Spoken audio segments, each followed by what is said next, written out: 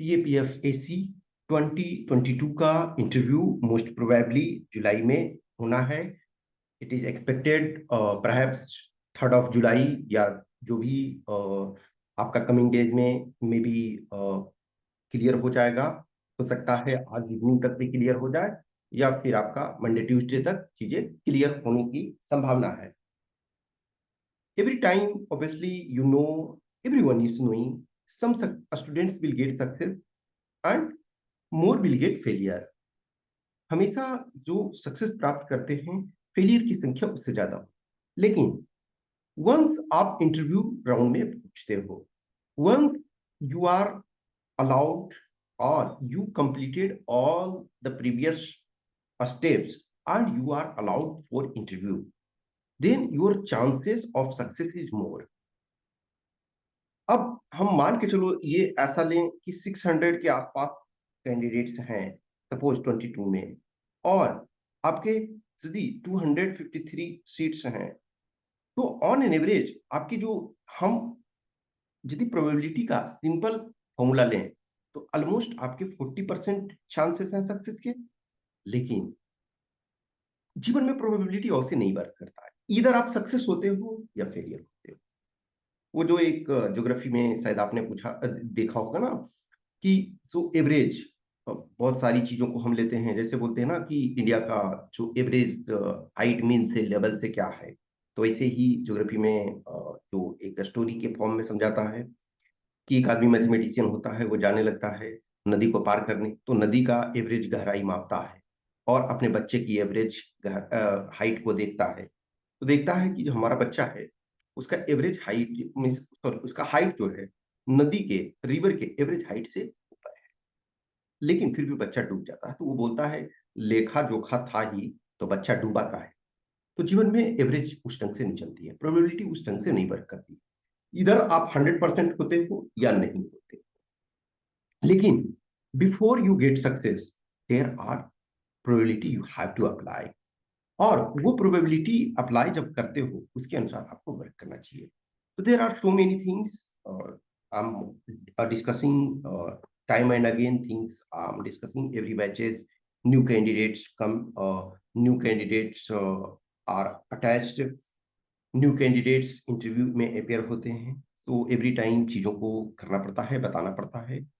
तो इसमें से बहुत सारी चीजें हम कमिंग डेज में डिस्कस करेंगे as time passes, your dates are declared and all other things. और जो पर्सनल रूप से जुड़े हुए हो उनको ऑब्वियसली है चीजें मैं प्रोवाइड करा रहा हूँ। तो सबसे पहला नंबर पॉइंट नंबर 1 को आपको ये ध्यान रखो कि जो भी आपका शॉर्ट एनालिसिस सबसे पहले आप अपना करो। Yes, WOT, short analysis. Short analysis means strength, your weakness, your opportunities, your threat। Strength आपकी क्या है? आप एक कमांडर बनने जा रहे हैं और आप अपने स्ट्रेंथ के बारे में अवेयर नहीं हो, दैट क्रिएट्स प्रॉब्लम। तो सबसे पहले आप अपने स्ट्रेंथ को देखो कि मेरे अंदर क्या स्ट्रेंथ है, उस आधार पे वर्क करो। इंटरव्यू इज नॉट लाइक कि एग्जाम्स की जिसमें सर्टेन क्वेश्चंस दिए गए हैं, अब सबको सेम क्वेश्चन दिया गया है।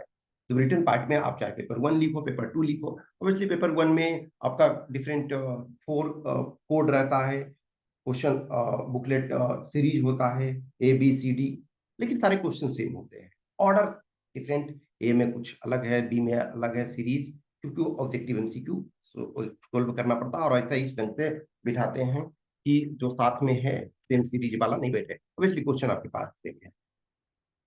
फिर पेपर 2 है, सेम आपको 6 ऐसे दिए हुए हैं, 4 उसमें से लिखने हैं, 2 आर्गुमेंट्स दिए हुए हैं, 2 रिपोर्ट दिए हुए हैं, 1 प्रेस राइटिंग दिया हुआ है, 1 रीडिंग कॉम्प्रिहेंशन और सम ग्रामर।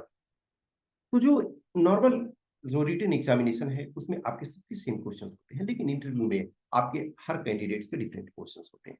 तो सबसे पहले आप अपने स्वोट एनालिसिस करो, आप अपने स्ट्रेंथ को पहचानो, आप अपने वीकनेस को पहचानो, आप अपने अपॉर्चुनिटी को पहचानो, आप अपने थ्रेट्स को पहचानो, और उस आधार पे चीजों को वर्क करो।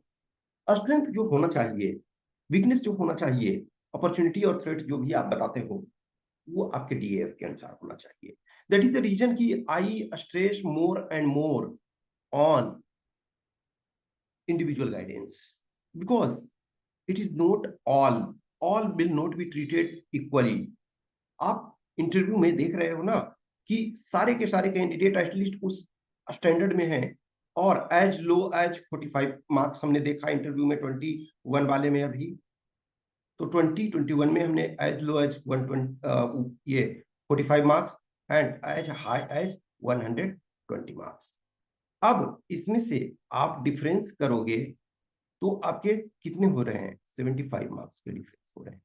यानी कि जो लोएस्ट मार्क्स लाया है उससे ऑलमोस्ट 2 टाइम्स एक्स्ट्रा।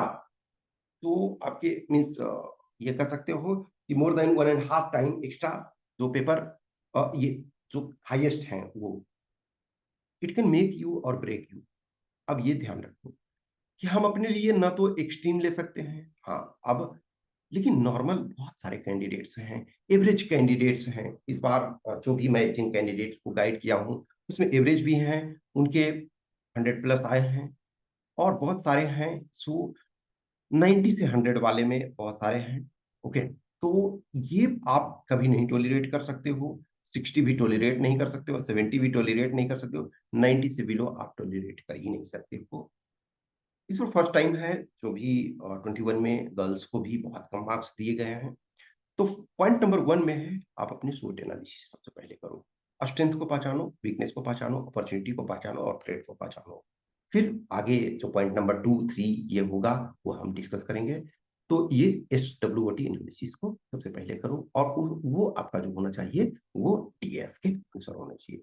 कुछ भी क्वेश्चंस, क्यूरी, डाउट्स हैं तो आप कमेंट बॉक्स में कमेंट करें, या इस व्हाट्सएप नंबर 8527146498 या टेलीग्राम नंबर 7404909669 पे मैसेज कर सकते हो। और जिनको भी इंटरव्यू गाइडेंस चाहिए, प्रोग्राम चाहिए, वो यू आर मोस्ट वेलकम। और आई ऑलवेज से कि it is about more about individual guidance, where I focus on every student individually depending on your DAF. Okay, thank you.